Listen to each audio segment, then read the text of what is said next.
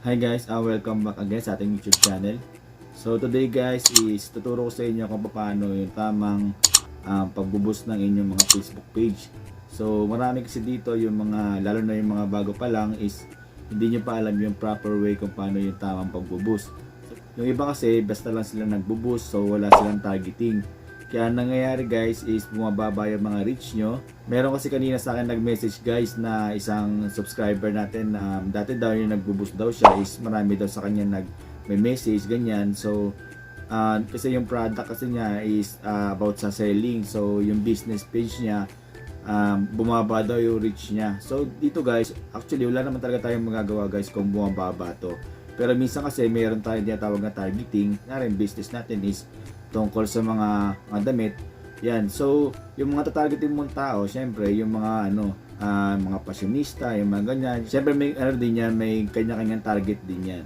Then, syempre, kung nagbebenta kayo ng mga pang-gym na product, syempre may mga targeting din yan. So, yung mga tatargetin mo dyan, yung mga mahilig sa sports, yung mga gusto nila, yung mga health conscious, yung ganyan. Ayun yung mga targeting ng mga ganyang product.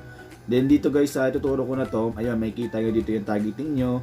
Then may kita nyo yung mga interest. Yung interest na to, ito yung mga dapat mong tina-target para maging mas effective yung pagbuboost natin, para hindi masayang yung pagbuboost natin. So dalawa kasi ito gagawin natin guys na tutorial. Yung tips na gagamitin kong una is kung hindi gumana, pwede nyo i-try itong pangalawa na option na pwede mong gawin para makapag-boost ka. So guys, bago natin itong umpisahan itong tutorial natin is kung bago ka pala sa akin YouTube channel, please subscribe my YouTube channel. Then click mo na rin yung notification bell para updated ka sa mga bagong video na lalabas natin.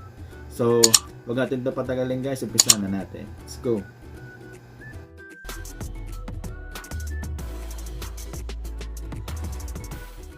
So, una guys, pupunta muna kayo ng inyong Chrome. Yan guys, pag nasa Chrome kayo guys, kailangan lagi kayo naka-desktop site. So, kunyari ganito, then click natin yung mag-type tayo ng Facebook. Diretso na facebook.com, type nyo facebook.com, then go nyo lang. Then yan guys, kailangan naka-web kayo, web.com, web.facebook.com. Then kapag hindi siya nagganyan guys, kailangan nyo lang siya lagi nakaganito. So nakikita nyo to guys, yung nasa baba, desktop site. Kailangan yung Google nyo guys is lagi siya naka-desktop site para na siyang computer. So desktop site. Then pupunta lang kayo guys ng page nyo. Nandito na kayo sa mismong page nyo. Pupunta lang kayo guys ng Creator Studio.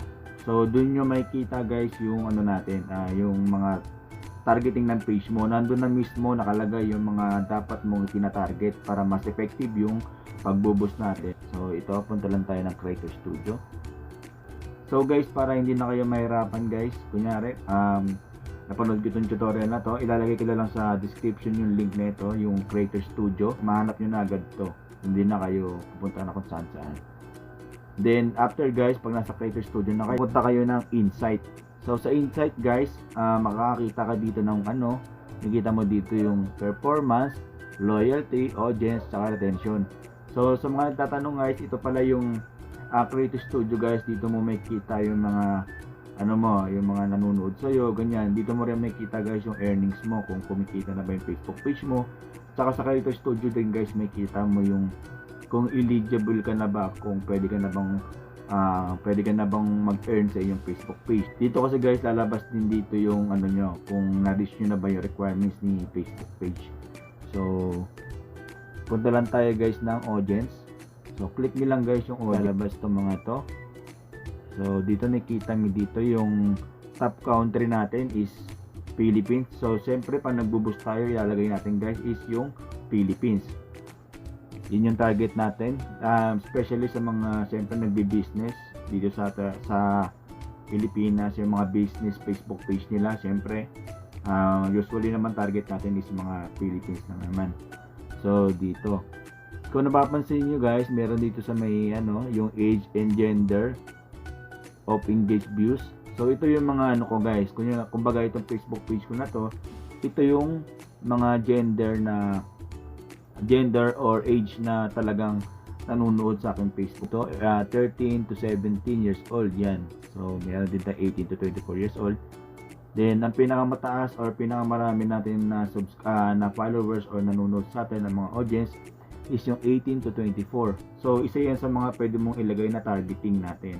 So pag magka-targeting ka, papansinin natin. So ang gagawin natin targeting niyan guys, dahil nga ayan, lakayan natin. Dahil nga 13, so marami pa siya. So mag-start tayo to 13 years old to 34 years old yan. So mataas yung targeting niyan. So ilalagay mo doon sa pagbubos mo, targeting mo is 13 years old to 34 years old. So sa yan. So meron na tayong age at saka yung gender. So sa gender pala guys is puro men yan, puro lalaki yung ano natin, puro lalaki yung audience natin. So din dito guys, ito yung sinasabi ko sa inyo guys na pwede nyo i-target. So ito guys yung targeting ng aking Facebook page. Kung kayo is mag-open din ng inyong Creator Studio, kita nyo rin yung mga targeting ng inyong Facebook page. So ito guys is ito talaga yung mas effective kaysa yung ginagawa nyo guys na kunyari diba madalas nyo lang ginagawa is nagbo-boost lang kayo, so wala naman kayo specific na ginagawa na targeting. So yung pera na binabayad nyo kay Facebook na tinatarget nyo, ay yung pera na ginagamit nyo pang boost kay Facebook is hindi talaga sa ganun ka 100% na sulit kumbaga. So ito yung mga targeting natin guys, may kita mo yan dito. So dito may kita mo ito sa gilid, ayan, interest. So pag sinabing interest guys, ito dapat yung mga tinatarget natin kapag tayo ay nagbo-boost. Yan. So dito papansinin mo meron tayong comedy movies, website TV, Japanese popular, love culture, video games, mga ganyan. Yan yung guys, yung sa interest, yan yung mga possible na pwede mong ilagay sa iyong targeting.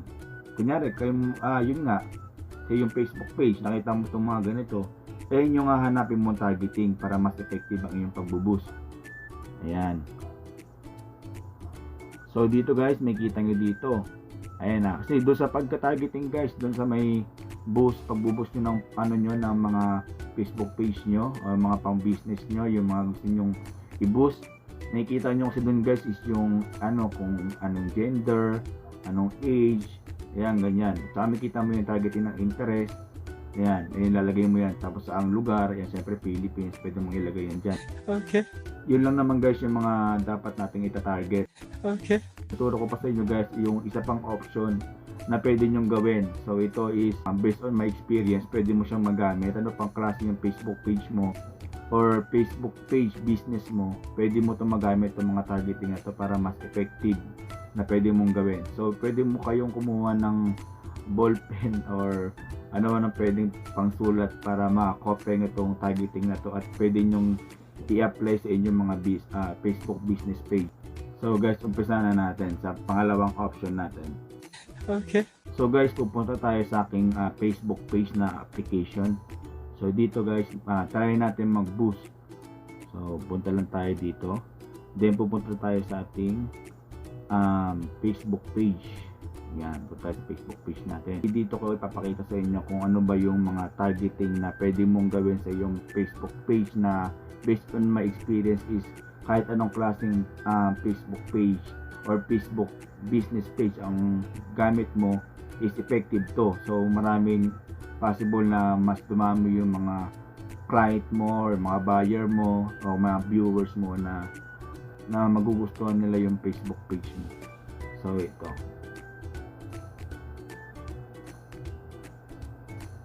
Ito guys, sample lang. Kunyari magbo-boost ako. So boost post. Then dito guys, syempre gagawa na tayo ng targeting. So itong mga gagawin natin na targeting guys, isulat nyo na lang para meron kayong kopya. Para lagi nyo lang gagawin. So tulad nga ng sabi ko kanina guys, ito lumabas na yung edit. So people you targeting. Like your page or people you're like your page and friends. So dito tayo. Edit natin to guys. Edit natin. Nandito na tayo guys sa pagbo-boost. So ito na yung sinasabi ko guys na targeting. So hindi na yung ginagawa nyo dati na ito yung sample. Ito yung ginagawa nyo dati. Yan. Kita nyo lang na ganito. Ay, click nyo lang yung tapos binoboost post nyo na agad. Binabago nyo lang to. Pero hindi kayo nagka-targeting. So ito yung targeting na sinasabi ko guys. Ito yung tulad ng sabi ko kanina, diba, sa aking Facebook page, doon sa may nakita nyo kanina, doon sa may Creator Studio, mayroon lumabas na age. So nakalagay doon 13 to, sabihin na natin 13 to ano ba yun? So kunyari sample na lang to 34. Ayan, kunyari ganyan. Siyempre yung gender, di ba sinabi ko sa inyo kanina, pwede nyo naman itong i-all. So kung lalo na kung business page naman kayo, hindi nyo naman kailangan na mamili ng women or men. So pwede mo na lang siyang i-all. Then dito guys, ito yung add interest. So magka-type na tayo dito guys, interest behavior search. Then dito na lang tayo. Yan. Ang una nyong ilalagay guys, ito TV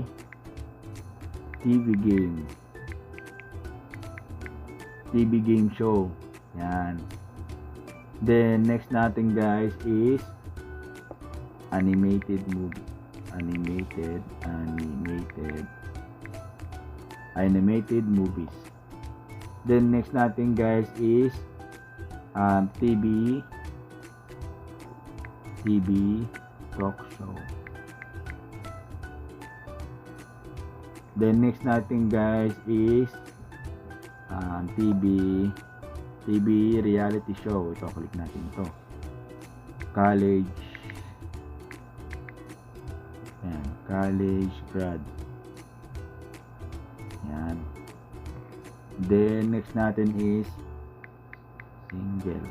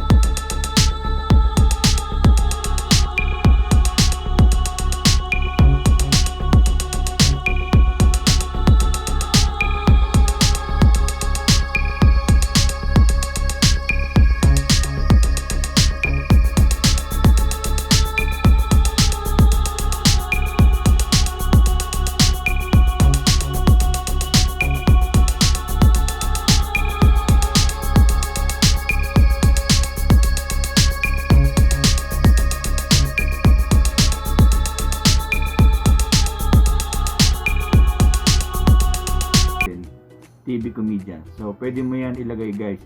Isama nyo yan sa mga targeting nyo, then i-add nyo na lang yun kung ano bang klaseng Facebook business page bang meron kayo. So, isabay mo na lang yan guys. Dagdag mo na lang yan dyan. Okay. Yun guys, tapos na naman tayo sa ating tutorial. So, sana meron kayong natutunan sa ating panibago na naman tutorial guys. So, kung nagustuhan mo yung ginawa natin video, please like mo na itong video, then share mo na rin guys. Then subscribe nyo rin my YouTube channel para updated ka sa ating mga video.